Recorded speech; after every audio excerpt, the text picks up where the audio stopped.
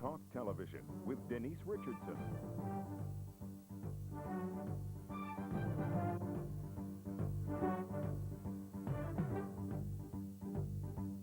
Welcome to News Talk Television. I'm Denise Richardson. Do you think the government should be allowed to decide how much your pain and suffering is worth? Some Republican members of Congress say they want to pass a bill that would put a ceiling on how much you can sue for and how much you can receive in a lawsuit. They'd like to put a $250,000 limit on punitive damages against physicians and pharmaceutical companies. So if a doctor gives your child the wrong medicine and the result is deadly, you could sue for only $250,000. Well, joining us now on video call from Washington, D.C. is Attorney Jay Lefkowitz, who's a former Cabinet Affairs Director for the Reagan-Bush administration. And with me here in New York is Bert Blitz, who's a medical malpractice attorney and a member of the New York State Trial Lawyers Association. Jay, let me start with you. Why caps on lawsuits? First of all, I think we have to look at the context of where we are in the punitive damages and in the pain and suffering industry that the trial lawyers have really cooked up. We've got a situation right now where lawsuits are absolutely exploding. Somebody recently got a $4 million award because his car wasn't painted as nicely as he wanted. A woman got burned at McDonald's from a little hot coffee. $3 million. Let me interrupt you there. Let me interrupt you. 700 people complained to McDonald's. She was burned 16% of her body, and there were third-degree burns. First of all, we're not diminishing what happened to her, although I would wonder how many people of those 700 people who wrote in would have gladly taken $3 million in return for being burned. But that's not the issue. The issue is, first of all, how is she in any way made whole? She had a burn. She needs to get treated. She clearly had some injuries. And if McDonald's is negligent, and I'm not sure if McDonald's was negligent, then obviously they should pay her out-of-pocket, her compensatory, her medical expenses. Well, let me ask but you, I'm not sure why she needs $3 million in pain and suffering. well, then how do you let me ask you, how much is pain and suffering worth? Well, let me first correct a few things that Jay said. First of all, Denise, the woman didn't recover $3 million. We have a built-in system where there is an automatic reduction if a judge believes that a verdict is excessive. The public hardly ever hears about that. But that lady only recovered in the range of $600,000 for very severe third-degree burns of her groin and reproductive area, and the injury was easily warranted for that kind of recovery. But we're talking about caps. Caps are essentially and basically foreign to our philosophy in this country because it takes away individualism. It takes away the circumstances that exist in each case, which is different, not the same. For example, it discriminates against children who do not earn any money, and a child who's a quadriplegic does not get any economic loss necessarily. A housewife doesn't get any economic loss necessarily because she doesn't work. So with the cap, there will be only $250,000, even assuming that housewife or that child or the elderly or the poor, all of whom suffer as a result of this cap, will only receive $250,000, even if they are quadriplegic, blinded, lost their limbs, or suffer horrendous, profound injury. That's wrong. Based on what Bert is saying, I see you want to get in on this. Yeah, Denise, I mean, first of all, I recognize that Bert points out that this woman and basically every other claimant doesn't get anywhere near the amount of recovery that a jury awards. Of course, what Bert didn't point out is that the main reason they don't get anywhere near what the jury awards is that the trial lawyers take about half of it right up front. But the real issue when we look at pain and suffering is you have to look at why the system is so corrupt, why the system is so broken.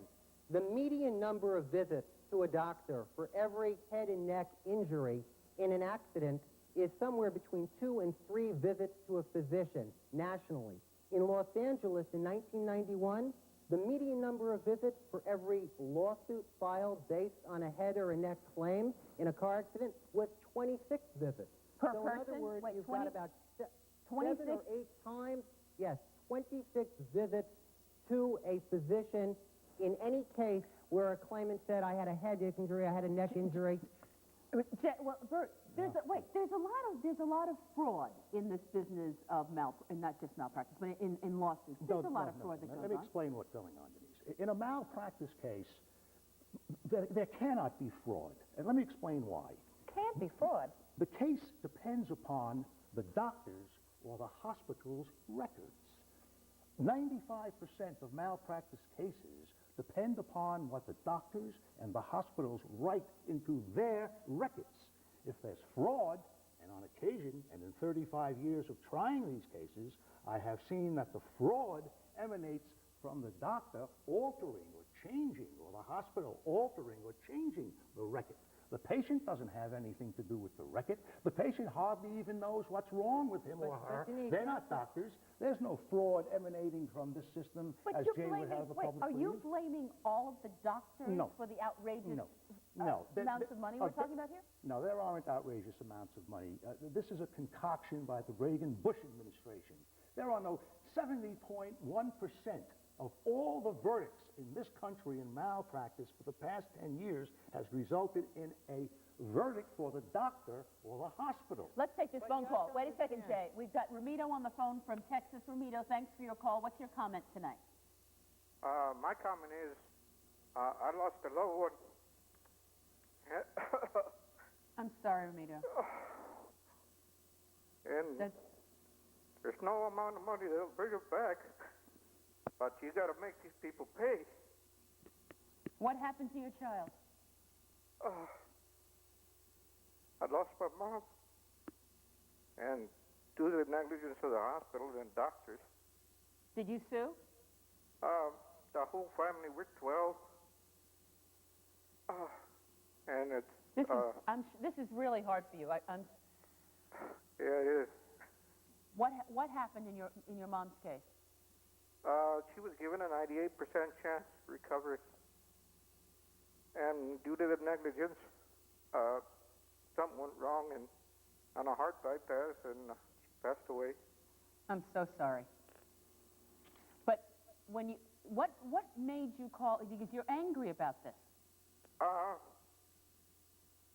angry, because these people think we're greedy, and they're trying to put a limitation, We're trying to make these guys pay, because it broke our whole family up, and not, uncles, aunts, and everything. Ramito, stay there for a minute, because I know you're feeling really awful. But you hear a Ramito. He's lost his mother. There's pain and suffering that goes along with that. And if you put caps on lawsuits based on... Take the fellow this week, and he goes in for an operation on his, I think, left leg. The doctor operates on the right leg and removes that leg, removes the wrong leg. Now, let's say there were caps on lawsuits. He might only be entitled to what, $250,000 or 3 times with the punitive damages, 3 times the amount of the lawsuit? Is that it? Denise, there is no question that there are terrible things that happen to good people. That's one of the random factors of living in the United States.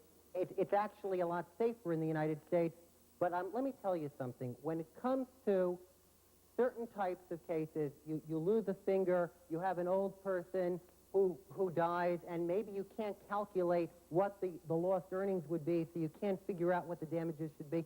I think there's a better solution to this than anything that the plaintiff's lawyers have offered. I think maybe states should set mandatory minimum amounts of compensation, the way you have with insurance.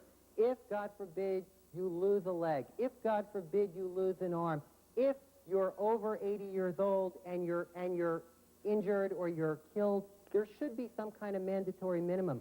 But to let a jury go out and simply decide this is worth $1 million or $2 million or $50 million, let me tell you a little bit of the fraud that goes on. You've got expert witnesses in these cases who testify, and some of these expert witnesses are themselves But wait being a paid on second, you're saying then the jury shouldn't decide, government should decide. Let's discuss that when we return. We're going to take a break now, and we want to offer Ramito our condolences, but thank you very much for calling in.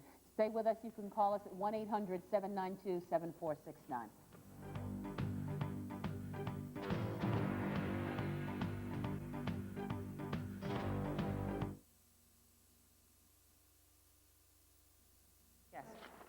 There's a study that was done You're gonna, yeah. Okay. I can hear Darla. No, not like before.